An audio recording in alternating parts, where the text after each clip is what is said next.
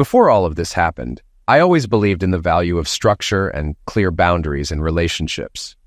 Throughout my life, I've prioritized stability and being able to predict outcomes, especially with those closest to me.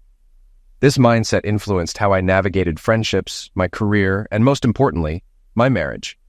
I never imagined that I'd find myself here today, facing decisions I never thought I'd have to make. Life, as I've learned, often throws unexpected challenges, and we have no choice but to face them head-on.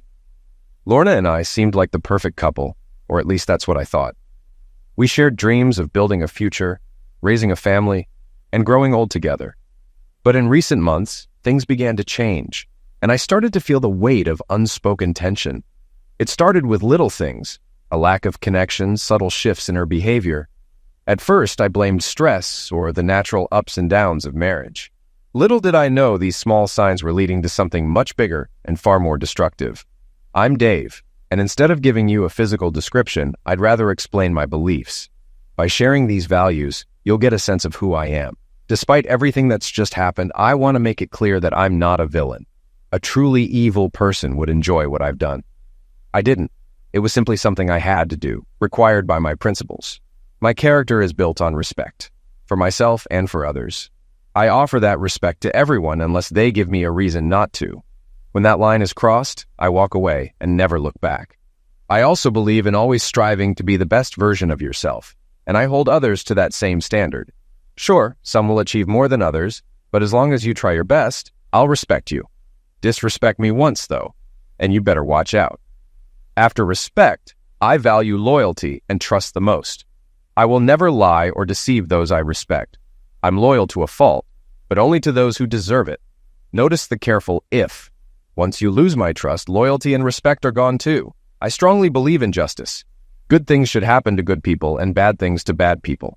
I'm also old-fashioned. If you wrong me, you don't need to worry about lawsuits, but you'd better be careful in dark alleys. If I make a deal with a handshake and it falls through, check the obituaries. My name will be there. I see myself as methodical, romantic, and loving. I also firmly believe in gender equality. Not just in words, but in the conviction that your gender makes no difference in how I treat or what I expect from you. That might explain why I did what I did. Did I mention I'm methodical? Let me prove it by starting from the beginning.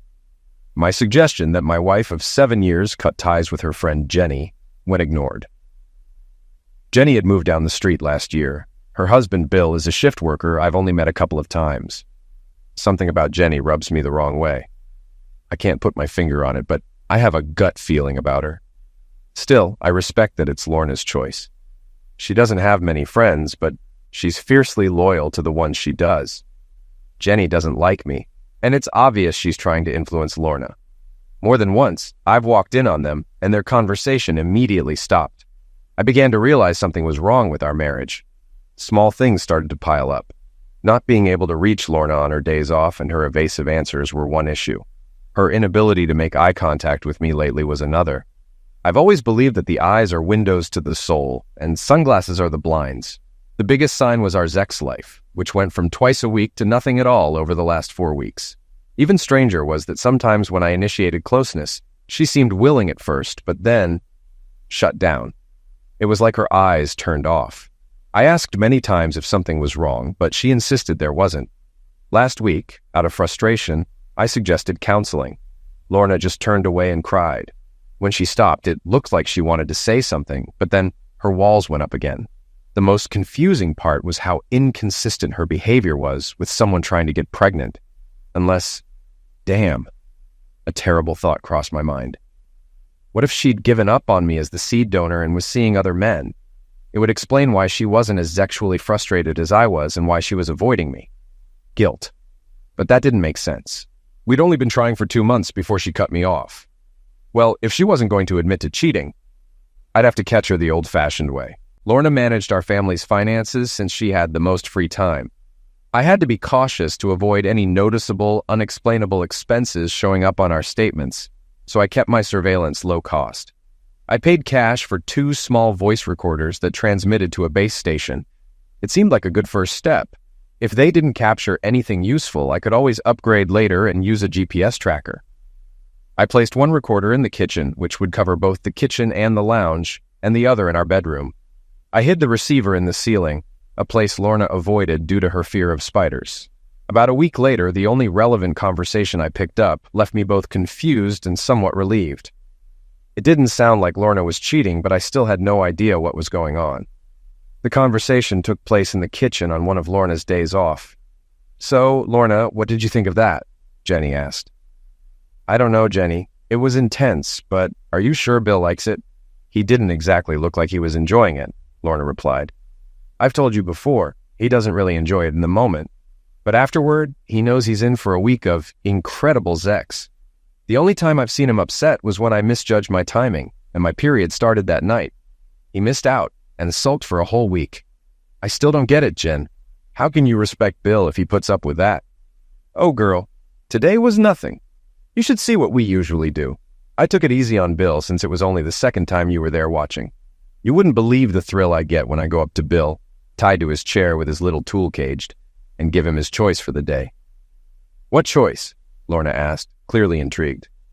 "It's different each time. I'll ask Bill if we can do something different next time you're around." "Crap, I've got to go. Bill's still tied up." Shortly after, the bedroom recorder picked up a buzzing sound, followed by Lorna having multiple screaming peaks, clearly showing that whatever she had witnessed with Jenny and Bill had turned her on. Her Zex toy had gotten quite a workout. While it was clear Lorna had been excited by something she saw, I couldn't quite figure it out. The conversation seemed to suggest, no, surely no man would go along with that.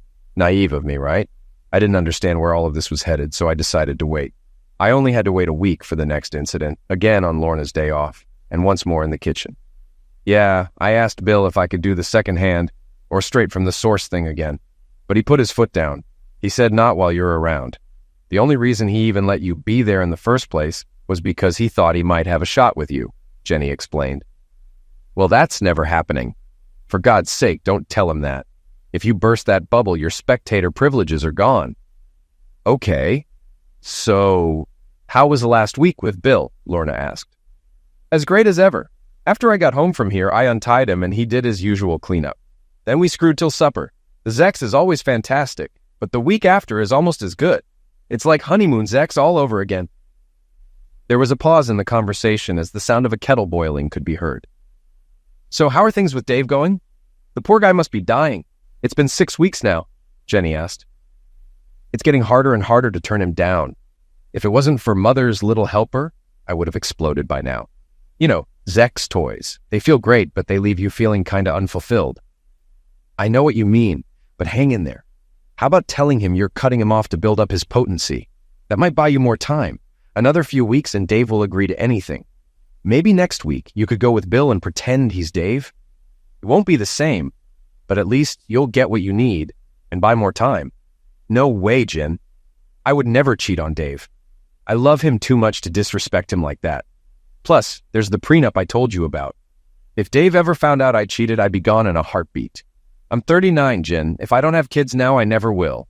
I paused the recording. Thanks for the vote of confidence, Lorna. I especially appreciated the comment about respect, though it seems we have different ideas on what constitutes disrespect. Yes, it's wise of you to remember the prenup. The cheating party walks away with nothing. Now, I could see where this was likely headed, and I made a mental note to set aside some time to decide how far I'd let things go. I resumed listening to the recording. I still don't know. As aroused as Dave must be, I just can't see him going along with this.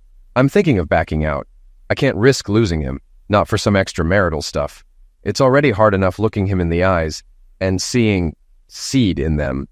It just feels wrong, Lorna said. Haven't you heard a word I've said?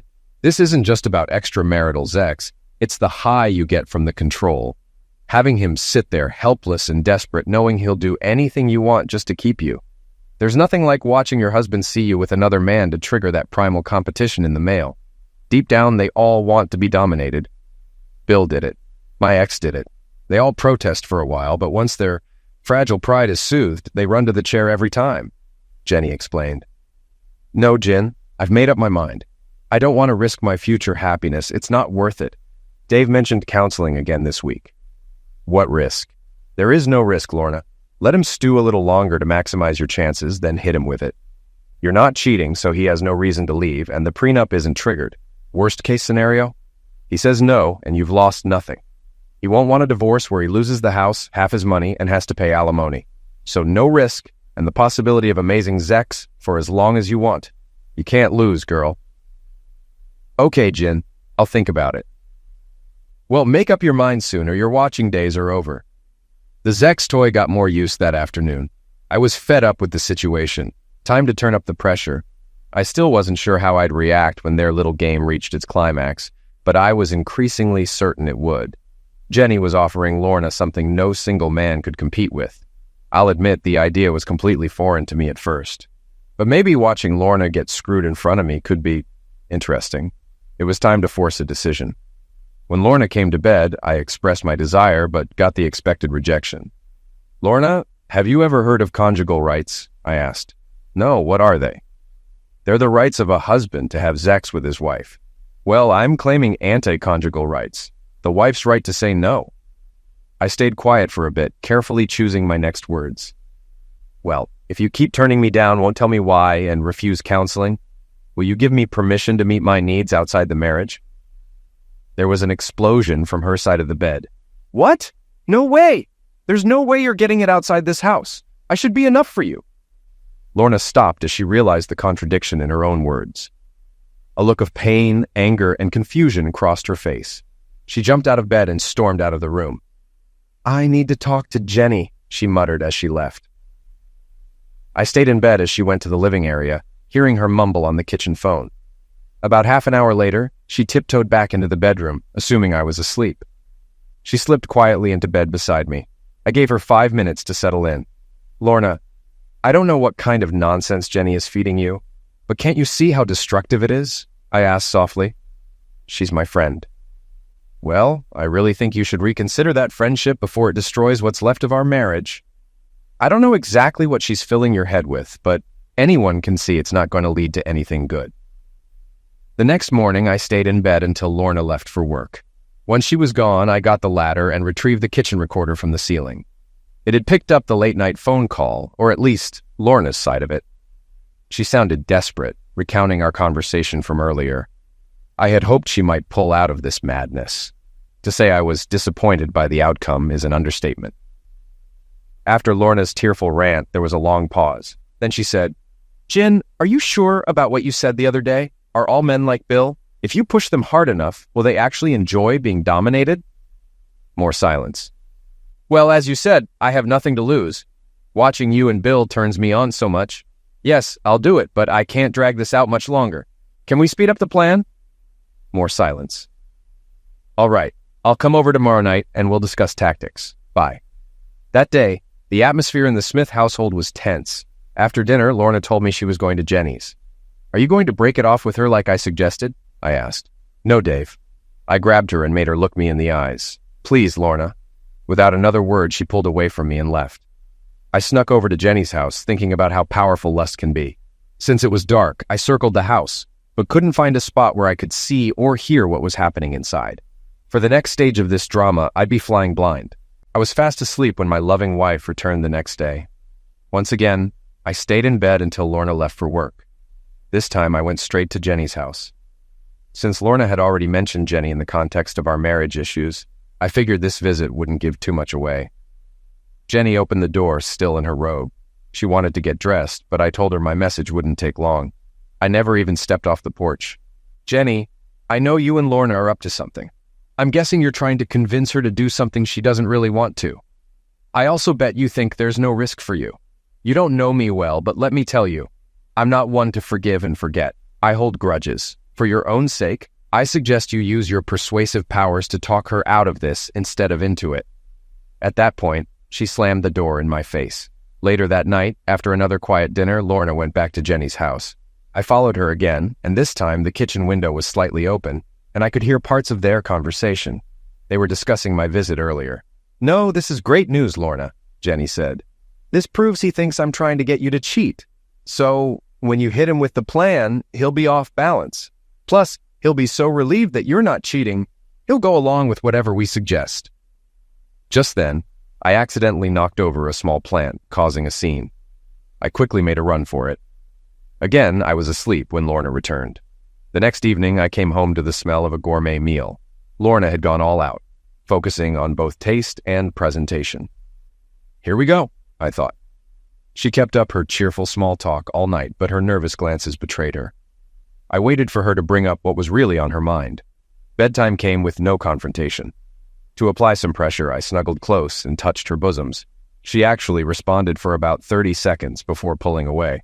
I casually asked, "Have I done something wrong? Lorna, I really think we should consider counseling again." As expected, she got angry. The next morning, I decided to play dirty. I took her Zex toy from the bathroom and removed the spring from the battery compartment.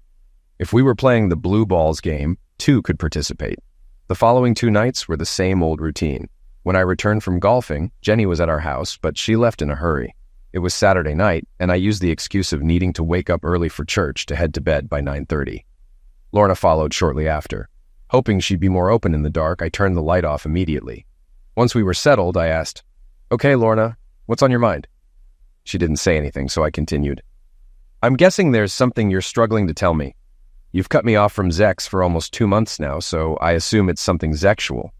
Are you cheating on me? Are you trying to work up the courage to confess?" "No, Dave, how could you think that? I love you and would never do anything like that," she exploded. "Then please tell me what's going on before I decide to leave. Or worse, the next time a woman propositions me." That got her attention. "What women? When?" "All the time at work. I'm well off in shape, and with all modesty, not bad looking. I doubt a week goes by without some girl flirting with me." "All right, Dave, give me a minute, and I'll tell you what's on my mind," she said, clearly nervous. After about 5 minutes, she finally spoke. "Like I said, Dave, I've never cheated on you and wouldn't want to, but there's something I'd like to try." More silence. "I know you don't like her, but Jenny's been telling me about what she and Bill do in the bedroom. It sounds way more exciting than what we do." "Wait a minute," I interrupted. "You've never complained about our Zex life in 8 years. "I know, Dave. You've always been a great and considerate lover. I was happy with what we had. But after Jenny described what they do, she said it's 10 times better than anything we've done. I just want to try it once or twice before we settle down as parents." "Are you sure she's not exaggerating? Could she be misleading you?" I asked, suspicious. "No, when I heard her talk about it, it was obvious from her excitement that she really loves it." I decided to let her little slip at the start of her response go without comment. "So, dear, what exactly do you and Jenny have in mind for me?" I asked, unsure I really wanted to know the answer. "Well, it's not too bad, Dave. Jenny has Zex with other men in front of Bill," Lorna blurted out. "It's not about love, it's just casual Zex. It's not cheating since Bill is there watching." "So you're asking for a menage a trois?" I clarified. "No, Dave. You wouldn't get to have Zex with me. Only the other guy would. Jenny calls it betraying. It's like you're giving me as a gift to another man, and I'm giving you the gift of watching. I enjoy it while you watch, and then afterward, you reclaim me by making love to me. Jenny says that's the best part for Bill, too. Afterward, they screw for a week straight." "We haven't done that since our honeymoon," I noted dryly. "Jenny says if you're uncomfortable watching, the first few times you could leave the house while I do it here. She insists it's important to do it in our bed. She says it shows your love for me by allowing another man into your space. Jenny thinks it's better if you stay, though. She says if you watch, you'll see it's just Zex, but if you leave, you'll wonder if the guy was better or if I might fall for him." After that monologue, Lorna fell silent. "Don't worry, Lorna. If we do this, and it's a big if, you understand, I'll be there." I took a deep breath before continuing. "One question, though. You've explained how I show my love by giving you as a gift, but how and when do you show your love for me?" "Every time, silly. Every time I come back to you, I'm showing you that you're my main man, my one and only love. Love by sloppy seconds, huh? Sorry, Dave, I don't get what you mean." "Don't worry about it, dear. But I've got to say, my first impression isn't great. If we're so incompatible and I don't satisfy you enough, why not try an open marriage? Or better yet, we could bring another woman into bed and both enjoy her," I half joked, but was also half serious. "No, Dave. The thought of you with another woman makes me sick. It's just not natural. It's not going to happen." I pushed further. "Okay, how about bringing in another woman, but I won't touch her. I'll just watch while you two enjoy yourselves." "Gross, Dave. I tried that once in college, and that was enough for me. Have you thought about all the potential outcomes of this? I could lose respect for you. You could lose respect for me. Or I might feel inadequate watching you with someone better." No one could be a better lover than you, Dave. And besides, Jenny has gone through all the possible outcomes and says we've got nothing to lose. Screw Jenny, I muttered under my breath. Lorna, have you really thought about all the possible ramifications? Yes, Dave, I have, and I really want to try it. Can we? She asked, grabbing my arm and pleading with her eyes. Then she grabbed my groin through my boxers, and predictably, my body reacted. See? Little Percy here is clearly on board with my plan. I sighed, frustrated, but all too aware of my own desires. Little Percy hasn't seen any action for almost 2 months. He has no conscience and would happily screw a rattlesnake right now. Please, Dave, won't you at least think about it? She asked sweetly. Okay, Lorna, there's no injury in thinking about it. Now, can we make love? No, Dave, I don't think so, she replied, biting her lip. Why the hell not? I asked, genuinely confused and starting to get angry. Think of it as an incentive to think faster, she said, as if it wasn't emotional blackmail. You do realize that's emotional blackmail, right? Well, I don't agree. I just want to get this out of my system and move on to having kids. My new golden rule: whoever has the gold makes the rules. I groaned inwardly and said, fine, I'll think about it. That week when I went to sabotage her Zex toy again, I noticed a new addition to her toy collection, a Johnson cage. Shame on you, Lorna. You forgot to mention that part. I lasted another 11 days. I'm only human. It was a Wednesday night and we were in bed again. Okay, Lorna, you win. We'll do it your way. But don't blame me if things go south. I urge you to consider all the consequences. Really? Thanks, Dave. I'm sure it'll be a great experience for both of us. Can we do it Friday? Sure, dear. On one condition: you fulfill your wifely duties and hammer me into the mattress right now. Without hesitation, Lorna ripped off my boxers and hers, mounted me, but then suddenly stopped. I could sense her hesitation. There's something I forgot to mention, she said. Oh? And what's that, Lorna? I asked, already sensing where this was headed. Jenny says it's better for both of us if you're like tied to a chair while you watch. Tied to a chair? I repeated, incredulous. She says it makes the guy feel more secure that you won't attack him, and it gives me a sense of control. I blinked, trying to process this. You've got to be kidding me. But Lorna wasn't done. Jenny also says it's good if, while we're doing it, we call you names, like chicken or something. I'm not sure why, but Jenny says it really pushes her over the edge. I'm sure you want this to be a perfect experience for me, right? I couldn't believe what I was hearing. She resumed her motions, trying to distract me, but I wasn't letting this go. I grabbed her hips and stopped her. Lorna, can we ease into this, please? I'm not ready to give up all control. I can't accept being tied to a chair, but I'll pretend. I'll even put my hands behind my back if it makes you happy. But let's stop there for now. She hesitated, then nodded, realizing she was pushing too hard. Okay, that'll give you the chance to use a video camera. A video camera, Dave? She asked, intrigued. Well, since we'll only do this for a short time and one of us might not like it, I thought we could record it to relive the experience. Lorna thought about it for a moment. Okay, I'll ask Jenny if that's okay. No, Lorna. Don't ask Jenny anything. It's time you made your own decisions. Take responsibility for what you want. She blinked again, as if the idea was new to her, then slowly nodded. Okay, Dave, your call. We won't tie you up, and it would be great to have a video record of the first time you show your love for me this way. Something else was bothering me. Lorna, I'm not thrilled with your idea of trash talk. I think I'll already be uncomfortable with you two, acknowledging that I'm in the room. Can you just pretend I'm not there? Talk among yourselves, call me names if you want, but act like I'm not part of it. If it feels like you're talking directly to me, it would be humiliating. Come on, Lorna. I doubt I could feel more humiliated unless you offered him your maid bum. No, Dave, no one has ever been there, she responded. Even my strength wavered. Unable to stop Lorna from resuming, I let her continue. I'm not especially proud of my stamina that time, but considering the 2 months of blue ball torture, I had an excuse. In my defense, Lorna got off before me, thanks to Zex toy sabotage. The second and third rounds were more brag-worthy, but I was exhausted the next day. The following evening, when I returned home, Jenny was visiting. She looked as proud as if she'd just given birth to triplets. Well done, Dave. You won't regret this. It's the start of a new life for you guys. I pretended not to notice the sharp look Lorna gave her. She had sold this to me as a short-term thing. So, Jenny, what's the next step? Well, Dave, I usually go across town, somewhere I won't be recognized. I find random guys, tell them what I want, and if they agree, we head to the bathroom for an audition. Audition? You know, check their size, just to make sure they're worth it. I don't want to go through all that trouble and end up with a guy who's got nothing going on down there. You want the whole experience to be worthwhile. Once I found the right guy, I either bring him home or tell him to come over the next day. No way, Jenny. If Lorna touched another guy like that, I'd consider it cheating. How about you just pick the first guy who says yes and bring him home? Okay, Dave, you're in charge for now, so we'll do it your way. Good night. After Jenny left, I could tell Lorna still had something on her mind. What's up, Lorna? Well, Jenny didn't want to ask directly, but she was wondering if it's okay if she comes over and watches. No, Lorna, that's not happening.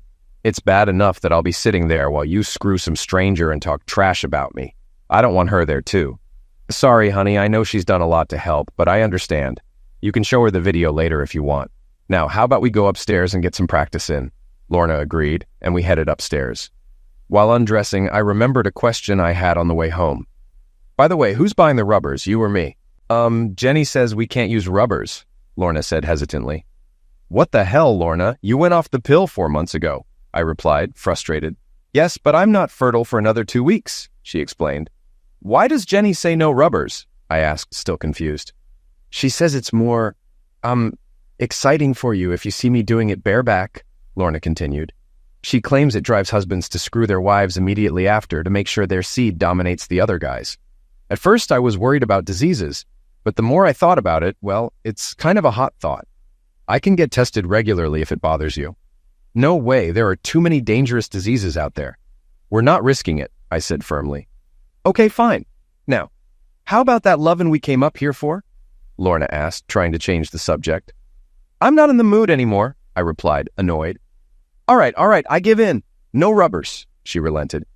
Gee, thanks. Speaking of which, could you wear one tonight or pull out? I want to be fresh for tomorrow, Lorna added.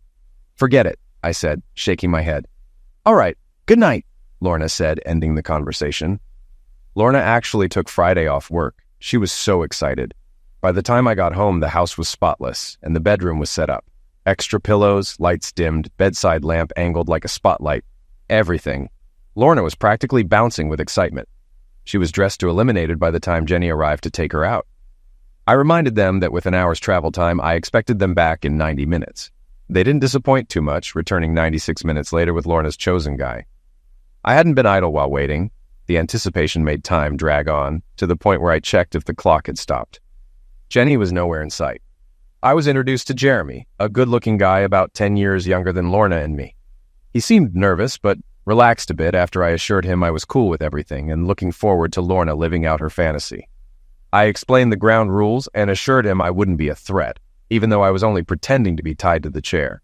I also told him that Lorna thought the experience would be better if he and she belittled me with their words, but as if I weren't really there. Jeremy agreed and was fine with me recording the event. He even surprised me by asking for a copy of the video. Throughout all this, Lorna was nearly vibrating with excitement, bouncing from foot to foot, thighs rubbing together. I got hard imagining her underwear drenched from anticipation. With the preliminaries done, I went upstairs to the bedroom and sat in my carefully positioned chair. Since I didn't officially know about the birdcage, I didn't bother with it.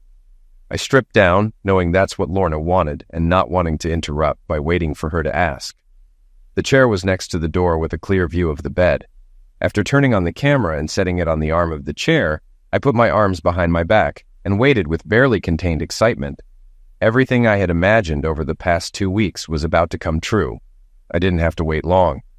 Barely a minute later, Jeremy and Lorna entered, tearing each other's clothes off. When his underwear came off, I noticed with relief that he was about 2 inches shorter than me, and much thinner. Lorna couldn't hide the disappointment on her face when she saw it. Once they were both unclothed, Jeremy wasted no time, roughly pushing her to her knees. He clearly had experience because, after a few thrusts, he placed one hand over hers and the other on the back of her head. With a flick, he removed her hand from his tool, then pushed her onto her back on the bed and mounted her. The disappointment on Lorna's face returned when she realized he was skipping foreplay. She always loved being pleased with mouth before penetration. But Jeremy didn't waste a second, pounding into her, and within 2 minutes, he was grunting in climax. There was barely enough time for some of the expected trash talk. Come on, baby, let me take you places your husband never has. What's it feel like to be with a real man for a change? Oh, baby, make love to me. My husband doesn't satisfy me anymore. That was all there was time for, as Jeremy quickly finished with a loud series of grunts. He immediately rolled off her. Despite her clear disappointment, Lorna managed to keep up appearances. Throughout the encounter, I noticed her frequently glancing in my direction, particularly at the camera on the arm of my chair. The flashing red light was impossible to miss. I wasn't sure if her performance was more for me or for the camera, but one thing was clear. This was about humiliating me. With a voice thick with lust, she almost groaned, "You can thank my husband for this." I would have never thought of it if he hadn't planted the idea in my head. Come on, lover. Take me places my husband never has. Jeremy, impatient and eager, lined himself up with her and with one mighty thrust entered her from behind. Lorna screamed in pain, misinterpreting it as pleasure or simply not caring in the heat of the moment. Jeremy didn't hesitate, plowing into her relentlessly. Lorna tried to push him away, but she couldn't overpower him. After about half a minute, she gave in and let him take control. Later, when I reviewed the video, I saw Lorna turn toward me, or at least where I had been, with pleading eyes. She mouthed, "Please help me, Dave." It hurts. But I was gone. I couldn't watch anymore. I was standing outside the bedroom door, trying to block out her cries and wishing for it to end. Every instinct told me to protect her, but I reminded myself that she hadn't been my mate for weeks. I timed my re-entry carefully. By the sound of things, Jeremy was nearing his second climax. I dressed in my work suit rather than the casual clothes I had worn earlier and, following my mental script, rushed back into the room just as Jeremy was finishing. Channeling my best Russell Crowe, I shouted, "Lorna, what the hell is this? Who is this guy? Hey, craphead, get out of my house." The video later confirmed the chaos that followed. Jeremy's expression shifted from bliss to confusion to fear. He pulled out of Lorna, leapt off the bed, and grabbed his clothes, nearly breaking the sound barrier as he fled the room. Lorna's relief was short-lived, and her face cycled through emotions before settling on confusion. Torn between following Jeremy and confronting Lorna, I snarled at her, "Stay here, you cheating!" I caught up with Jeremy downstairs as he was hurriedly dressing, his face still full of fear. I watched him calmly as he finished, then casually approached and grabbed him by the throat, pushing him against the wall. I waited until he realized he could still breathe. He looked up at me, the fear in his eyes deepening into pure terror. Holding him pinned with one hand, I pulled out his wallet with the other, opened it, and read his name and address aloud deliberately. Once I knew I had his full attention, I hissed, "Let this be a lesson, son. Never mess with married women. I owe you a beating, but I'm feeling generous. Lorna might ask you to testify in court someday. Here's your story. She picked you up at a bar, you followed her here, and you were screwing her when her husband came home unexpectedly and threw you out. Now, repeat that back to me." It only took him 3 tries to get it right. "All right, I'm not a cruel man. Your sentence is suspended for 7 years. Say anything else during that time, and I promise you'll feel a beating that'll last 14. I let him go, and to my surprise, he didn't immediately run. I shook his hand. "Pleasure doing business, Jeremy." His confused expression was almost comical as he darted to the door, leaving so fast it was like he broke the sound barrier. A few moments later, I heard tires screeching down the road. I casually went back upstairs to the bedroom, where Lorna still lay on the bed, unmoving. Out of respect for our 8-year relationship, I figured I owed her an explanation. "For the record, Lorna, do you realize that in all of this, you never once asked my opinion?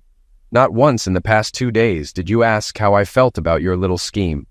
If you had, I hope I would have been honest and told you I found the idea repulsive. I know Jenny convinced you that humiliating me was the goal. But when you look back on this, you gotta ask yourself, who really ended up humiliated here?" I watched as my words sank in, her expression shifting to stunned, and then tears welled up in her eyes. I remained silent for several minutes, letting her process everything. Eventually, her face showed confusion. "What's this really been about, Dave?" "Well, once I realized our marriage was beyond saving, I pretended to go along with your plan to betray me. Given everything you've done, I decided you deserved to leave this marriage with nothing. My problem was figuring out how to make it look like you broke your vows and trigger the infidelity clause in our prenup. But then I realized I didn't need to do anything. You do it yourself. All I had to do was let your plan play out and record it on camera." I nodded toward the camera still resting on the arm of the chair. "I planted the idea of doing it from behind to make the footage as incriminating as possible. The blowjob? That was just a bonus. I almost didn't stay tonight, but decided I had to witness your attempt to destroy me. Now, I'm pretty sure my heart's hardened enough to leave you with nothing, without a chance of me changing my mind. You know what a softie I can be." Lorna's eyes darted between me and the camera as she realized what it represented. I didn't expect her sudden move. She lunged for the camera, grabbed it by the strap, and bolted for the bathroom. Moments later, I heard the toilet flush. I knew the SIM card was gone. I patted my pocket, reassured that I still had the original SIM, the one with Jeremy's permission to be filmed. When Lorna came out of the bathroom, I didn't even look at her. I was too busy retrieving the second camera I'd hidden on the bookshelf. I had put a lot of thought into its placement, the only spot in the room that captured the entire bed but not the chair or door.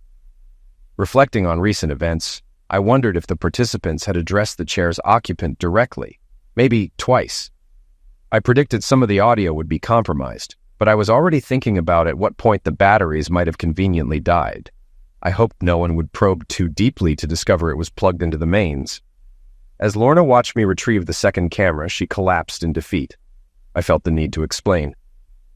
"For the record, I always treated you with respect and affection, up until you started blackmailing me with Jenny's help. I would have gladly had kids with you and lived happily ever after. I don't know when exactly you went off the rails, but you did. Here's a tip for your next marriage. Don't plot with your friend in a place where you can be overheard by a $249.95 listening device." I then picked up an envelope from the same shelf where the camera had been and handed it to her. She absent-mindedly opened the flap and pulled out the divorce papers. After a minute of her staring blankly at them, I interrupted her. "Yes, Lorna, our marriage is over. I'll leave for the night. When I return, I expect you to be gone. Thank you for 8 mostly happy years, but I hit my breaking point about 3 weeks ago. You can take all your clothes and jewelry, just don't be here when I get back." I warned her not to fight the divorce or the terms. Otherwise, your parents, friends, and fellow church members will all receive a copy of the video. Yes, the one of you puking, being sodomized, and trash-talking me. Don't think little Jeremy will back you up in court. He's going to protect himself. Lorna looked devastated. I could barely hear her when she muttered, "But we already decorated the nursery." Something inside me snapped at that. My dreams of a happy family were shattered too. How selfish had she become? "Maybe you should take your next husband's advice and choose your friends more wisely. Give my regards to Jenny. I certainly will." With that, I walked out of the room, down the stairs, and out the front door, thinking, note to self, find a saner, smarter wife next time. Could I have just said no when Lorna first suggested turning me into a betrayed man? No. The drive was too strong in her. It would have come out eventually in some way or another. Plus, half the insult was in her even asking, and no one likes being blackmailed. Returning to my plan, there was still one loose end, the conniving witch who started all of this. I didn't need to look through the slightly open bedroom curtain to know where she'd be. Jenny wouldn't be able to resist watching my humiliation. That was her payoff, after all, the reward for her months of manipulation. Grabbing the pickaxe handle I'd conveniently left by the front door, I began circling the house. She wasn't at the bedroom window as I'd expected, but hidden in the bushes near the door, waiting for me to leave so she could comfort Lorna. When I saw her, she looked at the weapon in my hand and understood instantly. She realized the camera she held was history, as were her watch and rings if I made it look like a mugging. We locked eyes in the dark, and I saw the moment she understood her only option was to promise silence, unless I eliminated her. After a moment of considering my alibi, I stepped forward. "Hi, I'm Dave. I believe in the equality of the Zexes, equal pay, equal respect, and equal accountability for evil acts. I value respect, trust, and honesty above all else. Violate any one of those, and I cut you off. Violate all 3 and I cut you down. I'm not an evil man. An evil man would have enjoyed what I just did. But I didn't. I never said I wasn't satisfied, though. Given the tone and style of the narrative you shared, I would write an after-story or epilogue that maintains the reflective and intense nature of Dave's journey. Here's an extended after-story that builds on the existing themes of control, betrayal, and moving forward. As I walked away from the house that had once been the foundation of my life, I felt a strange mix of emotions. There was no satisfaction, only the hollow feeling that comes from the destruction of something I had once held so dear. It wasn't the kind of ending I had ever imagined for myself or for Lorna. Yet, here I was, leaving behind a marriage that had been slowly crumbling from within. The truth once it surfaced, had been far more disturbing than I could have anticipated. But now, the weight of it was gone, lifted off my shoulders. I hadn't planned for it to end like this. In fact, I'd spent weeks hoping, maybe even praying, that there could be some salvaging of what we once had, that the love we built would somehow rise above this mess. But no amount of wishing could undo the damage caused by the manipulation, the deceit, and the betrayal. The seeds of destruction had been planted long before I ever picked up that first voice recorder. As I drove away from the neighborhood for the last time, I caught a glimpse of Jenny's house in my rearview mirror. A part of me wanted to return, to confront her, to make her pay for what she had done, not just to my marriage, but to my peace of mind. She had been a corrosive force from the start, undermining everything with her influence over Lorna. But now, it wasn't worth it. I had extracted what I needed, my freedom, and nothing she could do now would affect me. I was finished with both of them. The house felt smaller as I left it behind, like the memories I had once cherished there had shrunk in significance. Where we had planned a future, where we had spoken about children, all of it felt like a distant dream, a life that no longer belonged to me. I wasn't sad, at least not anymore. No, the sadness had been replaced by something else. Clarity. And with clarity came resolve. In the weeks to come, there would be lawyers, paperwork, and division of assets. But what mattered most was that I had the upper hand. The evidence I had collected, while painful to acquire, was undeniable. I would walk away with everything, the house, the savings, my dignity, and Lorna would be left to pick up the pieces of a life she had single-handedly torn apart. Jenny would go back to her games, maybe find someone else to manipulate, but she'd know I was watching. She'd know that I wouldn't hesitate to strike if she ever came near me again. As for Lorna, I imagined her sitting in the wreckage of our shared past, contemplating where it all went wrong. Maybe she'd finally understand the depth of what she had lost, but by then, it wouldn't matter. By then, I would have moved on, found new purpose, and rebuilt my life with someone who could offer the loyalty and respect I had always valued. Starting over wouldn't be easy, I knew that. Trust would be hard to come by, and the scars of betrayal don't heal overnight. But I still believed in those core values: respect, loyalty, trust, things that had defined me long before this marriage and would continue to define me after. I wouldn't let this break me. If anything, it had made me stronger, sharper. I had learned that sometimes walking away is the only way to win. That night, as I sat alone in a hotel room far from the home I had known for the past 8 years, I felt the first stirrings of something new. Hope. Not the naive kind that believes everything will magically work out, but the kind that comes from knowing that I'd survived the worst of it. I had been tested, my principles had been challenged, and in the end, I had come out with my integrity intact. The road ahead was uncertain, but for the first time in a long time, I looked forward to it. There would be no more deceit, no more lies, no more games. I would build something real, something that would last, and this time I would choose more wisely.